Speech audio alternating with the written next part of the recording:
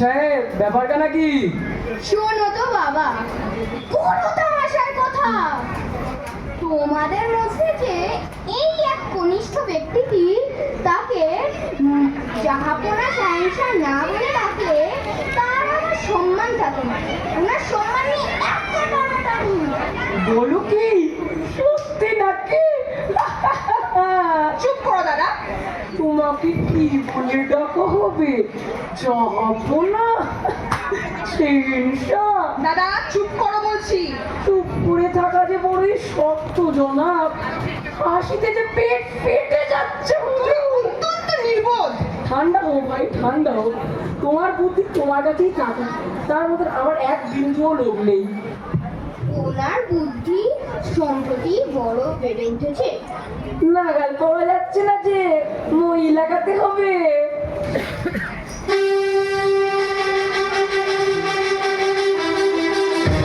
মহারাজা ধীরাজ আমাদের পুত্র সমেত আসতে চলেছে রাজসভাতে।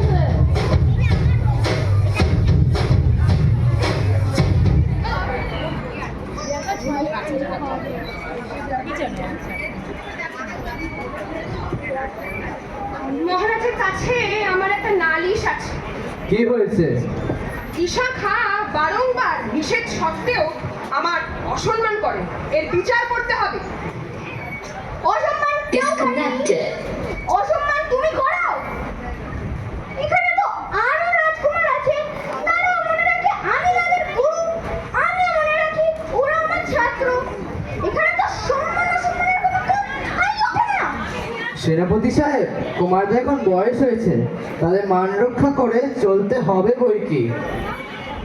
আমি যখন মহারাজকে যুদ্ধ শিক্ষা দিয়েছিলাম তখন যত সম্মান মহারাজকে দিয়েছিলাম তত সম্মান রাজকুমারদেরকে অপেক্ষা করিনি।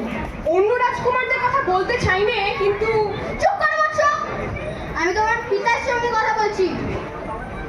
মাফ করবেন মহারাজ, কিন্তু রাজবংশে এই যে এক কনিষ্ঠ পুত্রটি, সে বড় হলে মুন্সির মতন কলম চালাতে পারবে, কিন্তু তলবার আর চালাতে পারবে না।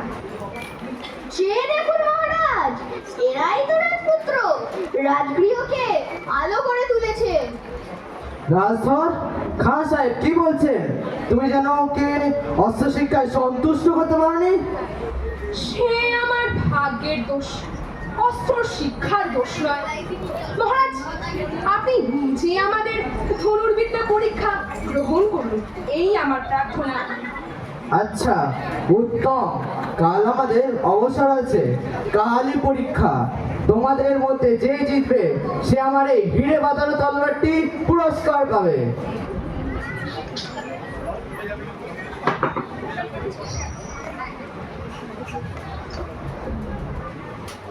সাবাস রাজধর, সাবাস, তুমি একটি ক্ষত্র সন্তানের মতন কথা বলেছো। হারলেও তোমার গৌরব নষ্ট হবে না। হার জিত তো আলার ইচ্ছা। ক্ষত্রের মনে স্পর্ধা থাকা চাই। থাক সেনাপতি, থাক। তোমার বাহবা অন্য রাজকুমারদের জন্য জমা থাক। এতদিন তা না পেয়েও যদি চলে গিয়ে থাকে, তবে আজও আমার কাজ নেই। রাগ করো না ভাই রাজধর। সেনাপতি সাহেবের সরল বর্ষনা ওনার সাদা দাড়ির মতন কেবল ওনার মুখেই আছে। কোনো একটি গুণ দেখলে উনি সব ভুলে যান। অস্ত্র পরীক্ষা যদি তোমার জিত হয় তাহলে দেখবে খাঁ সাহেব তোমাকে এমন পুরস্কৃত করবে সে আর কেউ করতে পারবে না। দাদা, আজ পূর্ণিমা আছে। আজ গোমতী নদীতে রাত্রে যখন বাঘে জল খেতে আসবে তখন শিকার করতে গেলে হয় না? বেশ কথা, তোমার যদি ইচ্ছা হয়ে থাকে তাহলে যাওয়া যাবে। কি আশ্চর্য ব্যাপার, রাজবাড়ির কাছে শিকারে যাওয়ার মন হলো, এটা কোনোদিনই দেখা যায় না। ওনার আবার শিকারে প্রবৃত্তি নেই। উনি সকলে সে বড় জীব শিকার করেন।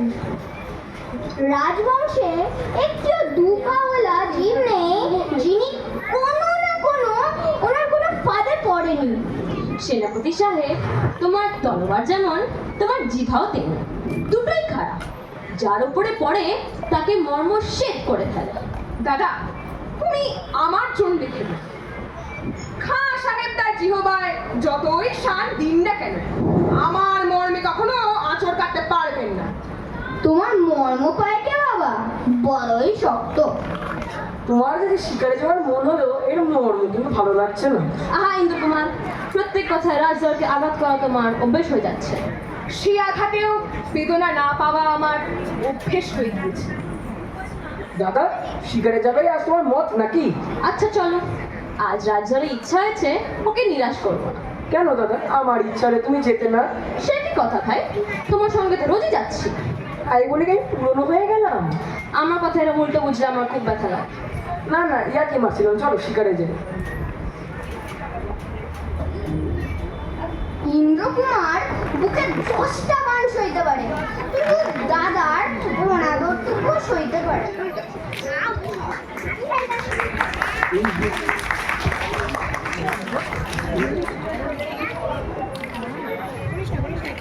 হঠাৎ তো আমাদের ছোট কুমারের দলের ভিতরে তো সকলেই জানা আছে উনি মদন কুমারের সঙ্গে অস্ত্র পরীক্ষা দিতে চান। এর মানেটা কি? কেউ বা দিয়ে লক্ষ্যভেদ করে, কেউ বা বুদ্ধি দিয়ে। সে তো ভয়ের কথা। অস্ত্র পরীক্ষায় অস্ত্র না চালিয়ে যদি তুমি বুদ্ধি চালাও, সেটা দুষ্ট বুদ্ধি। দেখো বংশী, অস্ত্র চলুক বা বুদ্ধি, মাঝে তোমরা জিপ থেকে চালিও না। আমার এই পরামর্শ, যদি টিকে থাকতে চাও তবে চুপ করে থাকো। এই ছোট করে কথা উঠলেই যা ইচ্ছা তাই বলে ফেলো। রাজার ছেলে কে ভালো কে মন্দ সেই বিচারের ভার আপনাদের উপর নেই। তবে কি না আমাদের যুবরাজ বেঁচে থাকুন আর আমাদের মধ্যম কুমার এই সর্বদা ভাই লক্ষণের মতো তার সঙ্গে সঙ্গে থেকে তাকে রক্ষা করুন। ভগবানের কাছে এই প্রার্থনাই করে। ছোট কুমারের কথা মুখে না আনাই ভালো। কিন্তু আমাদের মধ্যম কুমার সরল মানুষ, মনে তার ভয় ডরও নেই, পাক চক্রও নেই, কিন্তু সর্বদাই ভয় হয়। ওই যার নামটি করছি নে, সে কখন তাকে কি পেশাবে ফেলেন। চল চল, এই আসছে, এই যে সন্তানের মামাতো ভাই ধুরন্ধরটিও আসছে। শনির সঙ্গে মঙ্গল।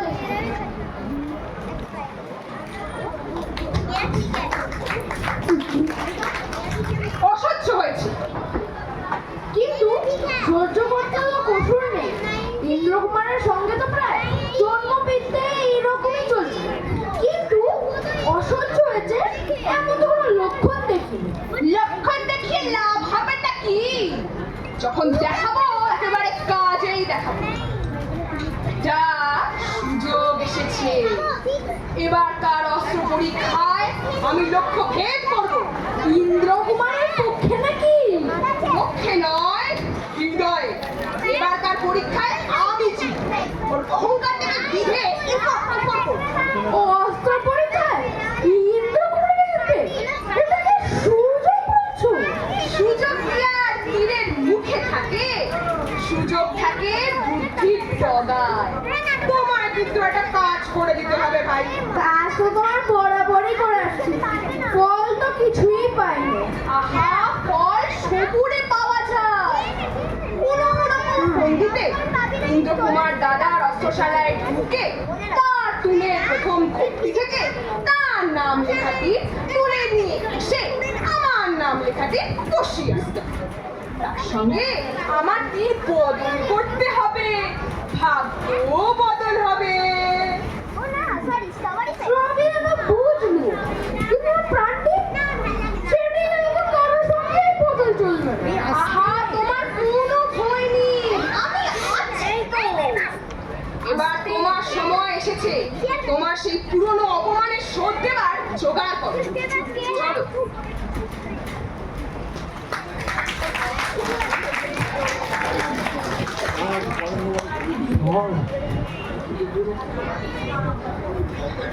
মহারাজা ধীরাজ পরীক্ষার ঘরে হাজির হচ্ছে।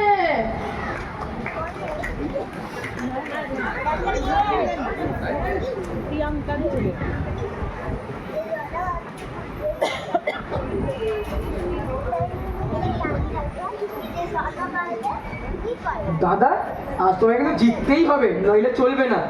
চলবে না তো কি? আমার তীরটা লক্ষ্যভ্রষ্ট হলেও জগৎ সংসার যেমন চলেছিল ঠিক তেমনি চলবে। আর যদি বা নাই চলে তো তবু আমার জেদগার কোনো সম্ভাবনা দেখতে পাচ্ছি। দাদা, তুমি যদি আজ হারো তাহলে আমি ইচ্ছাপূর্বক লক্ষ্যভ্রষ্ট হব। ছেলে মানুষ করো না ভাই, ওস্তাদের নাম রাখতে হবে। যুবরাজ, সময় এসছে, ধনু গ্রহণ করো, মনোযোগ দাও, দেখো যাতে ঠিক থাকে।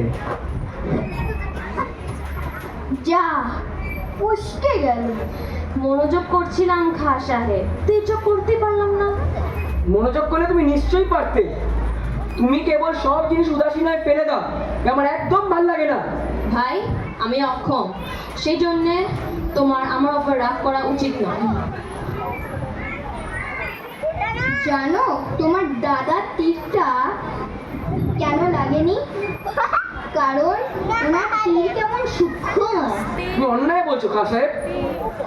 কুমার, এবার তুমি লক্ষ্যভেদ করো। কাজী কালাস বুক। এখন উত্তর করার সময় নয়, আমার আদেশ পালন করো।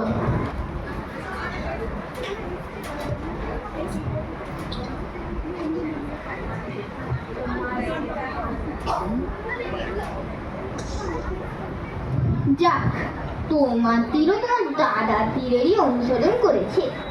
ভাই, তোমার তীর অনেকটা নিকট দেখিয়ে গেছে, আর একটু হলেও লক্ষ্যবিদ্ধ করতে পারতে। লক্ষ্যবিদ্ধ তো হয়েছে, দূর থেকে তোমরা স্পষ্ট দেখতে পাচ্ছ না বলে তাই। ওই যে বৃদ্ধ হয়েছে। না রাজধর, তোমার দৃষ্টি ভ্রম হয়েছে, লক্ষ্যবিদ্ধ হয়নি। আমার ধনুর্বিদ্যার প্রতি তোমাদের এক ফোঁটাও বিশ্বাস নেই বলে তোমরা দেখেও দেখতে পাচ্ছ না। আচ্ছা ঠিক আছে, কাছে গেলেই সব প্রমাণ হয়ে যাবে।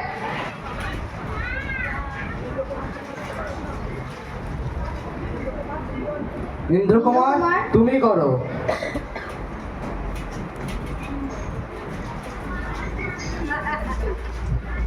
জয় রাজা ইন্দ্রকুমারের জয়। ইন্দ্রকুমার, তুমি আল্লাহর প্রতি দীর্ঘজীবী হয়েছ। মহারাজ, এবার মধ্যম কুমারকে পুরস্কার দেওয়ার সময় হয়ে গেছে। না মহারাজ, পুরস্কার আমারই প্রাপ্য। আমারই তীর লক্ষ্য ভেদ করেছে। কখনোই না। সেনাপতি সাহেব, পরীক্ষা করে আসুন কার তীর লক্ষ্যে বিঁধে আছে। ঠিক আছে, আমি দেখে আসছি।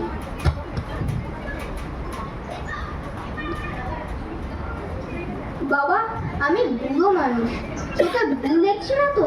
এখানে যেন রাজধরের নাম দেওয়া। হ্যাঁ, কিন্তু রাজধানীর নাম। দেখি, তাই তো, তাহলে আমরা সবাই একসঙ্গে ভুল দেখলাম। কিচ্ছু বোঝা যাচ্ছে না। আমি বুঝেছি। মহারাজ, আজ বিচার করুন। বিচার? তুমি বিচার চাও? তাহলে তো তোমার মুখের উপর চুনকানি পড়বে। বংশের লজ্জায় প্রকাশ করবো না, অন্তর্যামী তোমার বিচার করবেন। কি হয়েছে বাবা? এতে কি কোনো রহস্য আছে? শিলা জলে ভাসে না, বাঁদর কখনো গায় না। বাবা ইন্দ্রকুমার, ঠিক করে বলো তো, তোমার কি কোনো অস্ত্রালয় প্রবেশ করেছিল? কখনোই না, পরীক্ষা করে দেখো।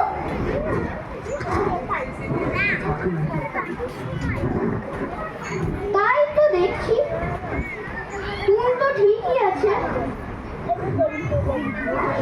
মহারাজ, এখানে কিছু একটা অন্যায় হয়েছে, কিন্তু প্রকাশ হচ্ছে না। খাঁ সাহেব, অন্যায় আর কিছুই না, আমার জেদাটাই অন্যায় হয়েছে। কিন্তু তাই বলে আবার পরীক্ষার অপমান, এ আমি কিছুতেই স্বীকার করতে পারবো না। আমার জিত হওয়া যদি অন্যায় হয়ে গিয়ে থাকে, সেই অন্যায়ের সহজ প্রতিকার আছে। আমি পুরস্কার চাইনি, মধ্যম কুমারকেই পুরস্কার দেওয়া হোক। আমি কিছু বলতে পারিনি। এই তীরে যখন তোমার নাম লেখা আছে, তা তোমাকেই পুরস্কার দিতে হবে। এই নাও তোমার পুরস্কার। এই পুরস্কার আমি শিরোধার্য করে নিচ্ছি। কিন্তু আমার এই সৌভাগ্যে যখন কারো মন প্রসন্ন হচ্ছে না, তখনই তলোয়ার আমি দাদা ইন্দ্রকুমারকেই ঠিক, তোমার হাত থেকে পুরস্কার নেবে কে? কি? ইন্দ্রকুমার, তুমি মহারাজের তলোয়ারটা ফেলে দিলে? এ বৃদ্ধ, আমায় স্পর্শ করো না। তুমি পাগল হয়ে গেছো? ক্ষমা করুন খাঁ সাহেব, আমি পাগল হয়ে গেছি। শান্ত হ ভাই, শান্ত হ, ঘরে ফিরে চলো। পিতা, আমি আজ সকল দিক থেকেই হেরে গেছি। আমায় যা শাস্তি দেওয়ার তাই দিন। মহারাজ, আমার কাছে একটি নিবেদন আছে। খেলার পরীক্ষা তো চুকেছে, এবার যেন কাজের পরীক্ষা হোক। কোন কাজের কথা বলছো সেনাপতি সাহেব? মহারাজের আরাকান রাজের সঙ্গে যুদ্ধের মতলব আছে। সৈন্য তো তৈরি আছে, এবার কুমারদের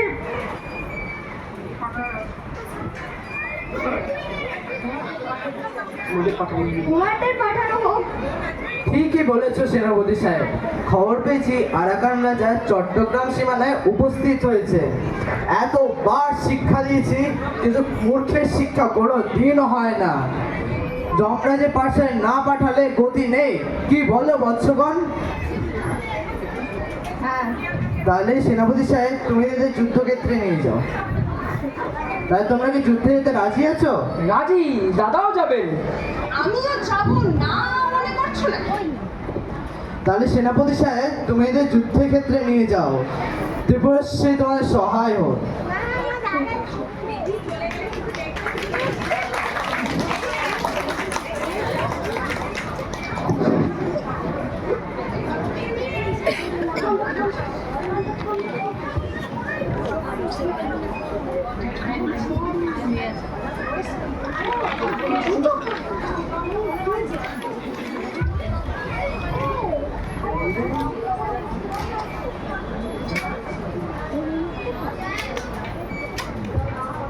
তুমি পা ছড়াছড়ি নিয়ে তফাৎ থাকছো নাকি? হ্যাঁ, ঈশা খাঁর কাছে আমি এই প্রস্তাবই পাঠিয়েছি। সে তো আমি জানি, তখন আমি এই সময় প্রস্তুত ছিলাম। তাই নিয়ে অনেক কথাবার্তা হয়ে গেল। কিরকম? প্রথমে তো ইন্দ্রকুমার অট্ট হাস্য করে উঠলেন। তিনি বললেন রাজধরের যুদ্ধ প্রণালীটাই নিয়ে যাবেন। তিনি যুদ্ধক্ষেত্র থেকে বহু দূর থেকেই যুদ্ধ করতে ভালোবাসেন। সেই কথাটা ঠিক। যুদ্ধ করে ক্ষেত্রে থেকে যুদ্ধ করে মজুর, আর দূরে থেকে যুদ্ধ করতে পারে সেই তো আসল যোদ্ধা। তা ঈশা খাঁ কি বললে? তোমার ওপর তার বিশ্বাস কিরকম সেটা তুমিই জানোই। যদি তুমি ওর পা ধরতে চাও, তাহলে ওর নিশ্চয়ই মনে করবে যে তুমি ওর জুতো জোড়াটাই সরানোর মতলব করছো। যুবরাজ কিছু বললেন না? যুবরাজ যে কাউকে সন্দেহ করবেন সেই পরিমাণ বুদ্ধি ভগবান তাকে দেননি। এমনকি তুমি তোমার উপরেই তার কোনো সন্দেহ হয় না। দেখো ধুরন্ধর, দাদার কথা তুমি অমন করে বলো না। আর এই জায়গাটা একটু নরম আছে, এটি মাঝে মাঝে ভুলে যায়। যা হোক, তিনি বললেন না না, রাজধরের প্রতি তোমরা অন্যায় অবিচার করছো। তার প্রস্তাবটা তো আমার ভালোই লাগে। যদি যুদ্ধে সংকট উপস্থিত হয়, তাহলে তার সৈন্য নিয়ে আমাদের সাহায্য করতে পারবে। তার অনুরোধেই তো ঈশা খাঁ রাজি হলেন, না হলে তো আর ভালো ইচ্ছে ছিল না। যা হোক, কিন্তু আমি তোমার আলোচনার মতলবটা কিন্তু ভালো বুঝতে পারলাম। ওদের সঙ্গে একত্রে মিলে যুদ্ধ করে আমার লাভটা কি হবে? জিত হলে সে জিতকে তো কেউ আর আমার জিত বলবে না। তবু ভুলে তোমার নাম করতে পারে, কিন্তু তফাতে বসে থাকলে জিতলেও অপদশ, হারলে তো কথাই নেই। আমার এই ৫,০০০ সৈন্য নিয়েই আমি এই যুদ্ধে জিতবো, এবং আমি একলাই জিতবো। কিরে, যুদ্ধের খবর কি?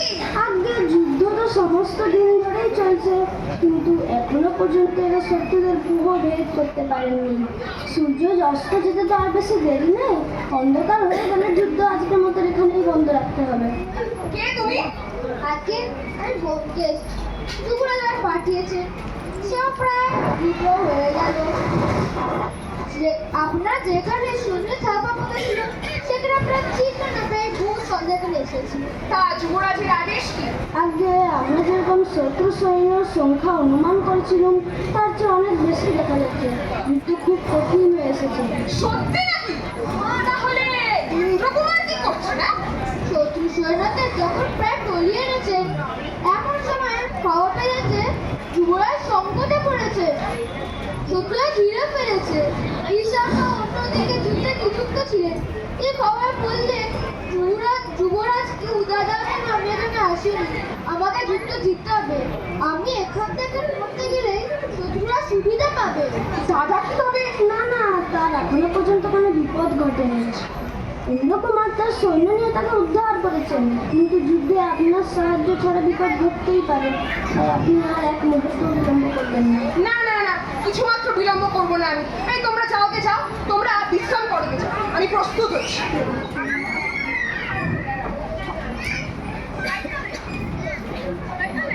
তুমি যাচ্ছ নাকি? যাচ্ছি বটে, কিন্তু ওদিকে নয়, এদিকে। বাড়ির থেকে?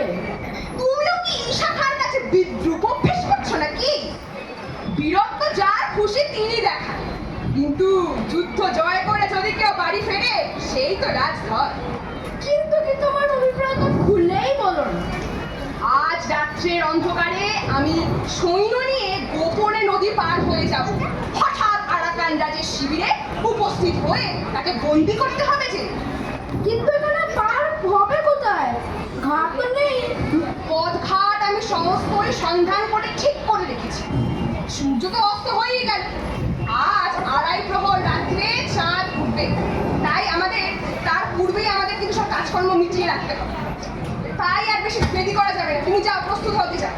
ও আর একটা কাজ, যুবরাজের দূতকে যেতে দিও না যেন, তাকে বন্দি করে রাখো।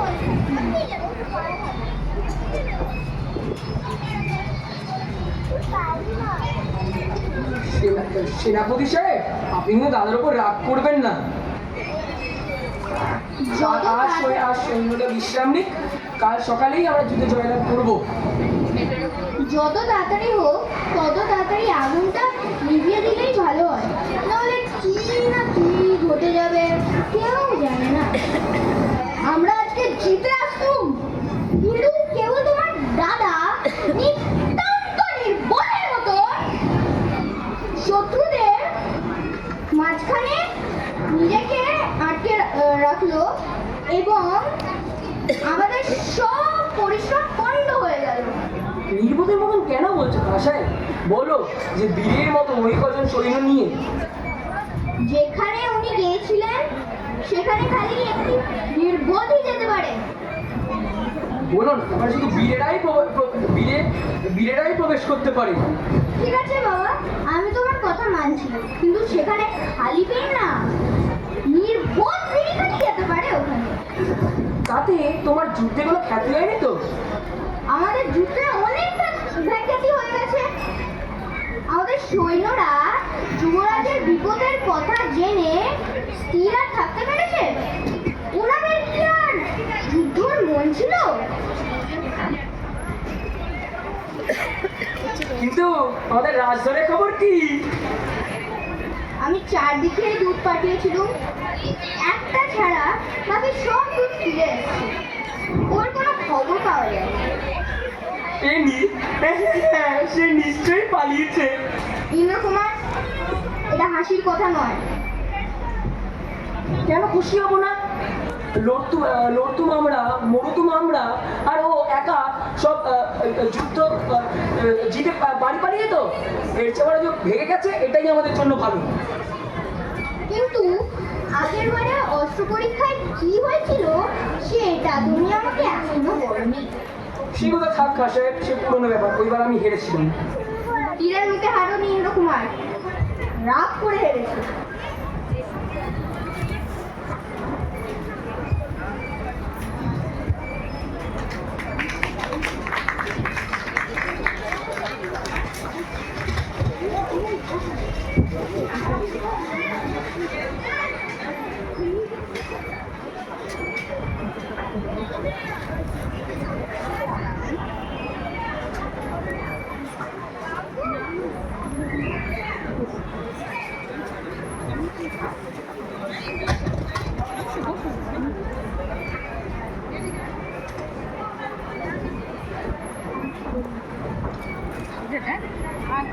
দেখুন রাজকুমার, আমাকে বন্দি করে আপনাদের কোনো লাভ নেই।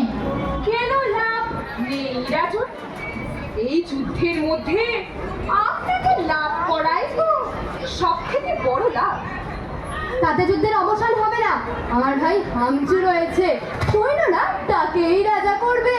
যুদ্ধ যেমনি চলছে তেমনিই চলবে। আহা, আপনাকে মুক্তি তো দিব, কিন্তু সেটা তো একেবারে বিনা মূল্যে দেওয়া চলবে না। সে আমি জানি, মূল্য দিতে হবে। আমি আপনাকে পরাজয় স্বীকার করে সন্ধিপত্র লিখে দিতে রাজি আছি। আর শুধু সন্ধিপত্র তো দিলে হবে না মহারাজ, আপনি যে পরাজয় স্বীকার করেছেন তার কিছু নিদর্শন তো দেশে নিয়ে যেতেই হবে। আপনাকে আমি ব্রহ্মদেশের 500 ঘোড়া ও 3টে হাতি উপহার দেব। সে উপহারে আমার প্রয়োজন নেই। মহারাজের মাথার মুকুটটা আমাকে দিতে হবে। এই তার জন্য প্রাণ নেওয়া সহজ ছিল। প্রাণটি দিলেও তো আর মুকুটটি বাঁচাতে পারবেন না। তবে মুকুট নিন, কিন্তু আপনি আরাকানের চিরস্থায়ী শত্রুতা ঘরে নিয়ে যাচ্ছেন। যে যতদিন আমি মুকুট ফিরে পাবো না, ততদিন আমার রাজবংশের শান্তি থাকবে না। এই তো রাজার মতো কথা। আমরাও তো শান্তি চাই রে মহারাজ, আমরা ক্ষত্রিয়। ও, আরেকটি কর্তব্য বাকি রয়ে যাচ্ছে যে, শীঘ্র যুদ্ধ নিবারণ করে একটা আদেশপত্র আপনার সেনাপতির নিকট পাঠিয়ে দিন। ওপারে এতক্ষণ যুদ্ধের উদ্যোগ হচ্ছে। এক্ষুনি আদেশ দিয়ে দুধ যাবে। তবে চলুন সন্ধিপত্র লেখার ব্যবস্থা করা যাক।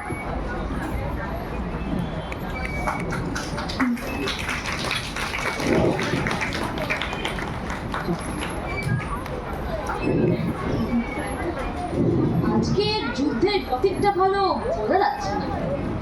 আমার মনে হচ্ছে আমাদের সৈন্যরা কালকের ব্যাপারে এখনো নিরুৎসাহ হয়ে রয়েছে। ওরা যেমন ভালোভাবে লড়ছে না। ঈশান কোন দিকে? ওই যে পূর্ব কোণে নিশানা দেখা যাচ্ছে, ওখানেই শাখা। ভাই, তুমি কেন আজকে আমার সঙ্গে সঙ্গে রয়েছো? তোমার বোধহয় উত্তর দিকে যাবা কর্তব্য। আমি এখানেই ভালো।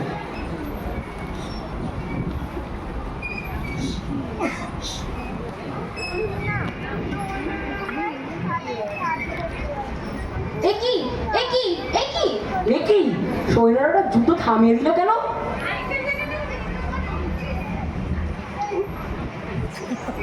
যুবরাজ, শত্রুপক্ষ যুদ্ধে ক্ষান্ত হয়েছে।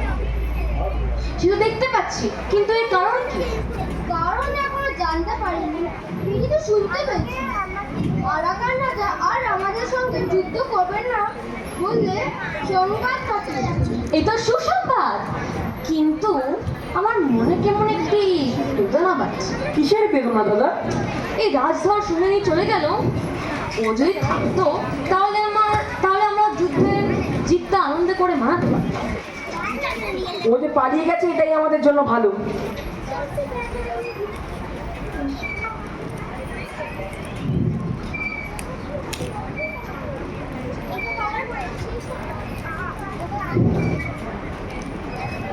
খাঁ সাহেব, কি হয়েছে গো? আমি খবর পেয়েছি যে রাজধর আরাকান রাজকে বন্দি করেছে। রাজধর?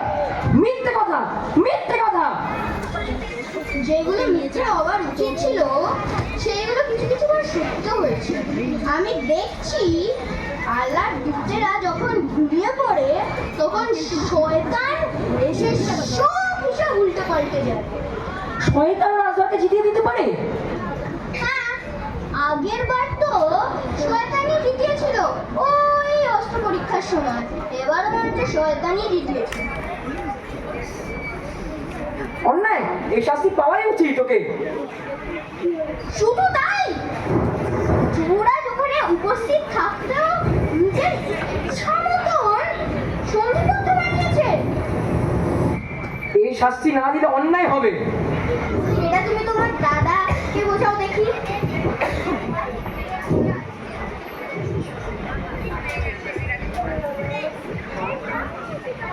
রাজধর, তুমি অত্যন্ত নির্বোধের মতন কাজ করেছো।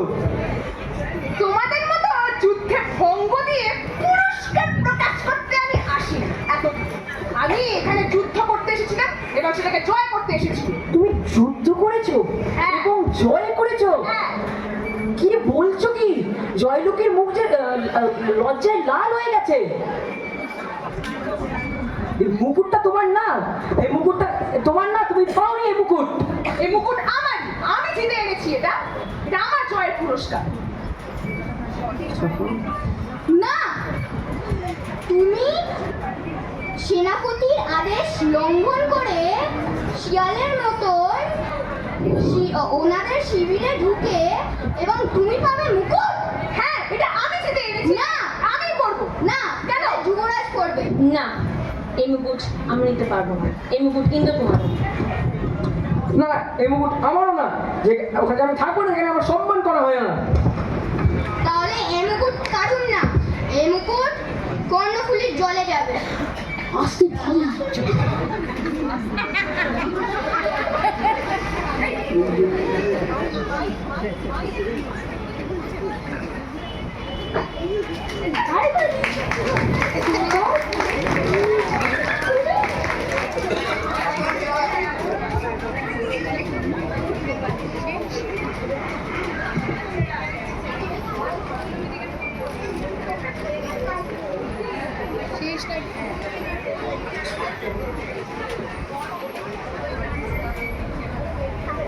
আরাকানরা যা বলেছিলেন তাই হলো। তার ভাই হানচুর নেতৃত্বে তারা আবার অতর্কিতে হামলা করলো। ইন্দ্রকুমার রাগ করে চলে গিয়েছিলেন, তাই তিনি জানতেও পারলেন না কি বিপদ ঘনিয়ে আসছে। রাজধর নিজের সাফল্যে আত্মবিস্মৃত হয়ে যুদ্ধের কোনো খবরই রাখলেন না। হঠাৎ আক্রমণে গুরুতর আহত হলেন যুবরাজ এবং বিশাখা প্রাণ হারালেন। নিজেদের এরকম করুণ পরিণতির কথা জানতে পেরে ইন্দ্রকুমার রাজধর ছুটতে এলেন যুদ্ধক্ষেত্রে। নিজেদের শ্রদ্ধেয় শিক্ষক ও সেনাপতির শব দেখে ইন্দ্রকুমার দুঃখে ভেঙে পড়লেন। রাজধর ও তার প্রিয় দাদাকে মৃত্যুশয্যায় দেখে নিজেকে সামলাতে পারল না, কান্নায় ভেঙে পড়ল। কিন্তু প্রায়শ্চিত্ত আর সম্ভব নয়। একটা মুকুট, 3 রাজকুমার, একটা রাজ্য, একটা পরিবার, সব শেষ করে দিল। এই মুকুটের কি কোনো দরকার ছিল?